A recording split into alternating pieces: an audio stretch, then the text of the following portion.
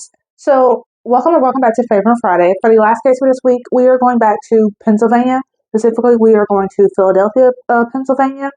I should get some context on this case. Apparently, there are photos available of our victim, sadly, on the internet, and they are very graphic. I actually looked them up myself, obviously out of respect for our victim, because she not deserve what happened to her.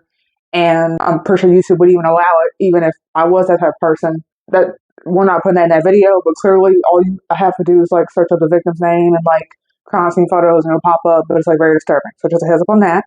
Also, our victim's father, she basically has the female version of her father's name. Okay, so basically her name is Danielle, her father's name is Daniel.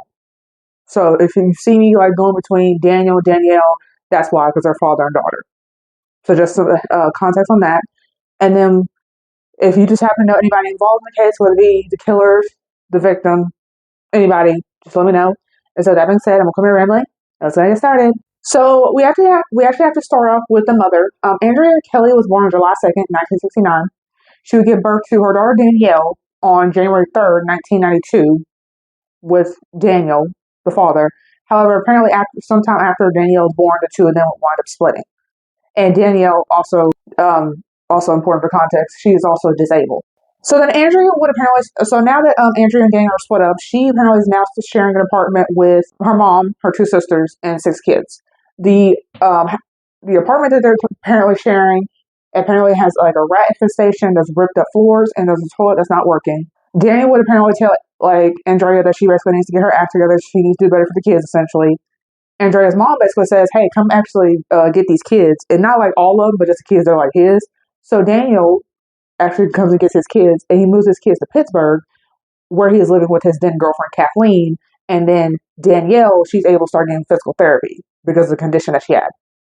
So in 1997, we actually moved apparently from Pennsylvania all the way to Arizona. They lived there for about 5 years. There's multiple reports of CPS, even while she's living with her father, Daniel. And apparently there's like 2 whole years where Danielle was supposed to be going to school that she is not accounted for. So there's like it's not known if she was getting school at all for a whole 2 years. Another thing I should mention, there is another child. Obviously, you've not caught on. Apparently, Andrea and Daniel, the father, they had a separate child. I don't want to call them Daniel Jr. because I don't know if they're junior, I don't know if they're the third, the fourth, and I don't want to disrespect that child's name. But basically, they have a son named Daniel, who he also obviously has custody of because it's his kid. Apparently, he goes to jail for hitting his son Daniel with a hair dryer cord for lying. And apparently would also get arrested twice for being abusive to his girlfriend Kathleen. So that we know of, there's like 5 different calls that have been made regarding like potential abuse going on in the family. There's some people there who said that the kids have been left alone with somebody who's not technically qualified to take care of them.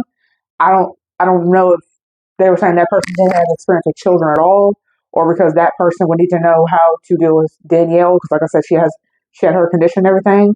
But basically, they were made to go to counseling, and that's all that really seems to come out of that. So then, they would then move back to basically like Philadelphia basically move back to where story takes place. And abuse reports would come in basically saying that Daniel was hitting them with extension cords. So then he apparently would move both his kids into an apartment. He would ask Andrea's mom, hey, can you like basically watch the kids while I work? Basically use grandma like a free babysitter, as a lot of people do. She agrees. And then apparently he would have a long day at work, come home, change clothes, and then go out. And so then it's one thing if it's like every once in a while, because you are a parent, but you still deserve to go have like some fun with your life. But no, apparently from what it seems like, this is like every night, if not most nights. So then apparently I imagine there would be some complaints, at least from Andrea's mom. And so then apparently Daniel, the father, would ask Andrea to move in. So then of course, Andrea, the mom, apparently she is ashamed of her daughter Danielle's condition. And so she basically would hide Danielle from the public. And she also would hide Danielle from anybody that was worried about her well-being. Because luckily there were people worried about her well-being, and Andrea did not like that. Just scratch the whole part out. Basically, there was a heat wave going on. And so Danielle, despite this whole heat wave going on, basically like the windows in her room were closed. She pretty much wasn't allowed to leave the room at all. And she always stayed under some blankets. So then Saturday on August 6th, Danielle would basically be discovered and pronounced dead. And she only weighed 42 pounds. So like I said, there are photos available on the internet, but I'm obviously not going to show them. But she only weighed 42 pounds at the time of death, and she would have been like 14. So you already know that's bad. Andrea basically gets charged with 40. She basically gets third-degree murder and gets sentenced to 40 years. Daniel Senior, the father, he basically gets 2.5 years. He basically gets 2.5 years on child endangerment. There are two social workers. There's Dana Poindexter, who's a male, and then you have McCall, who apparently is a female. They basically get charged with making fake records saying we checked Danielle, she was fine, there's no abuse going on, everything's Gucci. Because clearly, 14 years old at 42 pounds and the condition she was found in, clearly y'all were not checking on her, otherwise she would still be alive and y'all would have been, she should have been taken away if y'all were doing your job. Call apparently was the one who got 17.5 years. And there's this other social worker apparently named Solomon. He actually gets 14 years. I couldn't find a sentence if Dana, apparently, like the Dana Poindexter, if he got sentenced at all, because otherwise I'll be telling this around. And I guess there's two more names, but I don't know if they're like social workers or what their connection is to the case. But there's this one guy named Julius. He gets sentenced to 11 years, and he has to pay a restitution, I assume, to the survivor. I don't know. He has to pay a restitution of like $316,000. And then lastly, there's a woman by the name of Miriam. She got 11 years and 3 months, and she has to pay $1,044 in restitution. And so everybody in total, because I guess there's like more people they arrested that weren't publicly named. If you add up the total amount of restitution that apparently has to be paid, it's like $1.216 million to the crime victims fund. And then apparently there's like 3 of Andrea's friends that will get charged with perjury. They also get arrested for that. Names were not leaked. I assume charges were either dropped or they got a plea deal or something. How long they even got, if they even served jail time, it did not say. And so, like I said, yeah, that's the case of Danieal Kelly. Like I said, if you knew of the case, because this happened in the Philadelphia area, it was like 2006. So I wouldn't judge you if you don't remember, because that was a long time ago.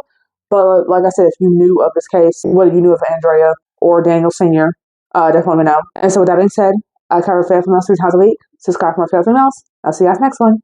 Bye.